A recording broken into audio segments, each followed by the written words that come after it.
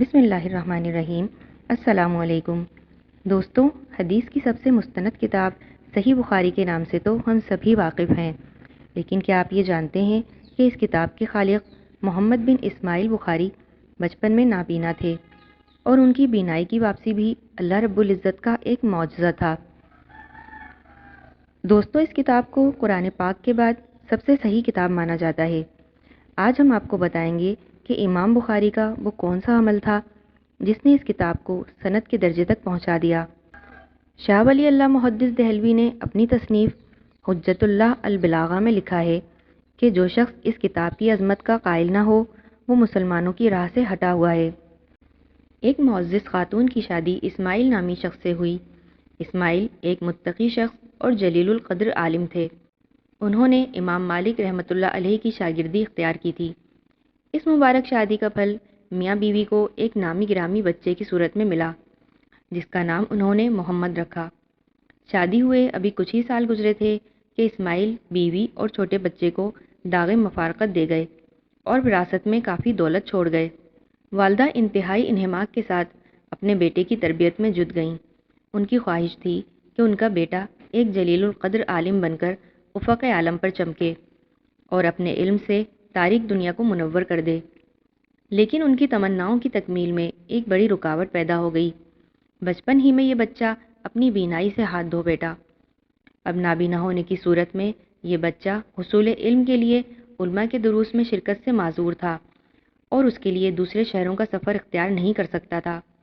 ماں کو یہ غم کھائے جا رہا تھا کہ آخر اس بچے کا کیا ہوگا، عالم دین کیوں کر بن سکے گا، بینائی کے بغیر علم کا حصول کیسے ممکن ہے۔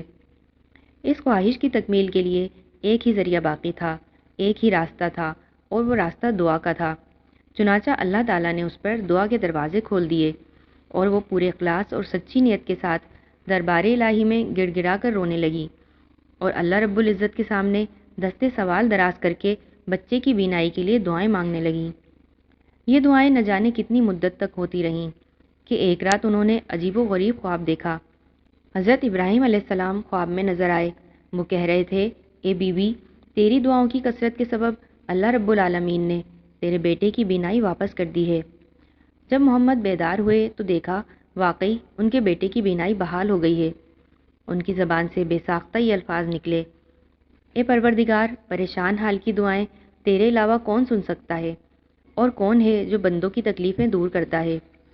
یہ عظیم خاتون جو مسلسل دعائیں مانگتی رہیں، امام المحدثین محمد بن اسماعیل بخاری رحمۃ اللہ علیہ کی والدہ محترمہ تھیں، جنہوں نے بیٹے کی بینائی کے لوٹ آنے کے بعد اس کی تعلیم و تربیت اس قدر محنت سے کی کہ اللہ تعالیٰ نے ان کے بیٹے پر علوم و فنون کے دروازے کھول دیے اور پھر آگے چل کر یہ بچہ ایک بہت بڑا محدث بنا اور قرآن پاک کے بعد دنیا کی صحیح ترین کتاب مرتب کی جو صحیح البخاری کے نام سے مشہور ہے، اور بچے کو لوگ امام بخاری کے نام سے جانتے ہیں، جن کا پورا نام محمد بن اسماعیل البخاری رحمۃ اللہ علیہ ہے۔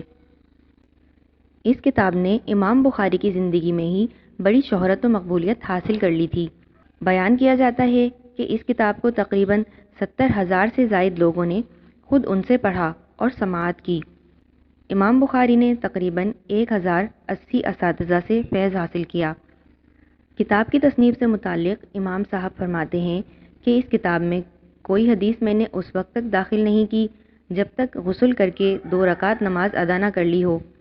بیت اللہ شریف میں نے اسے تالیف کیا اور 2 رکعت نماز پڑھ کر ہر حدیث کے لیے استخارہ کیا۔ مجھے جب ہر طرح سے اس حدیث کی صحت کا یقین ہو گیا تب میں نے اس حدیث کو درج کیا۔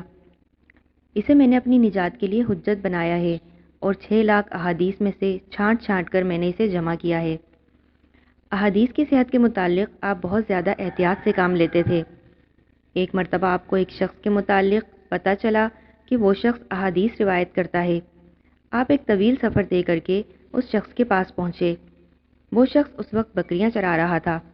امام بخاری نے دیکھا کہ اس نے اپنی قمیص کا دامن اس طرح سے پھیلایا کہ جیسے اس میں دانہ ہو۔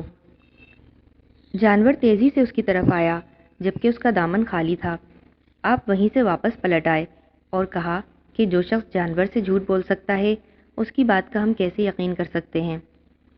فراق اپنا ایک واقعہ نقل کرتے ہیں کہ میں امام بخاری کے ساتھ تھا میں نے آپ کو کتاب التفسیر لکھتے میں دیکھا کہ رات میں 15-20 مرتبہ آپ اٹھتے، چکماک سے آگ روشن کرتے، چراغ جلاتے اور حدیثوں پر نشان دے کر سو رہتے۔ امام بخاری سفر و حضر میں ہر جگہ تالیف کتاب میں مشغول رہا کرتے تھے، اور جب بھی جہاں بھی کسی حدیث کے صحیح ہونے کا یقین ہو جاتا اس پر نشان لگا دیتے۔ اس طرح 3 مرتبہ آپ نے اپنے ذخیرے پر نظر ثانی فرمائی اور پورے 16 سال کی مدت میں اس عظیم کتاب کی تالیف سے فارغ ہوئے۔ آپ ایک محدث باپ کے محدث بیٹے تھے۔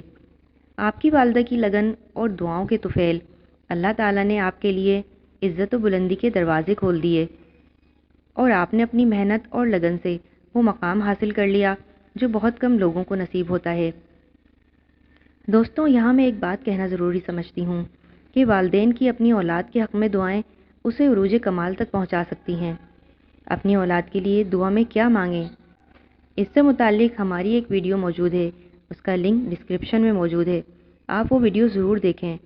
اپنی اولاد کے لیے بہت دعائیں کریں اور اپنی دعاؤں میں ہمیں بھی یاد رکھیں۔ جزاک اللہ۔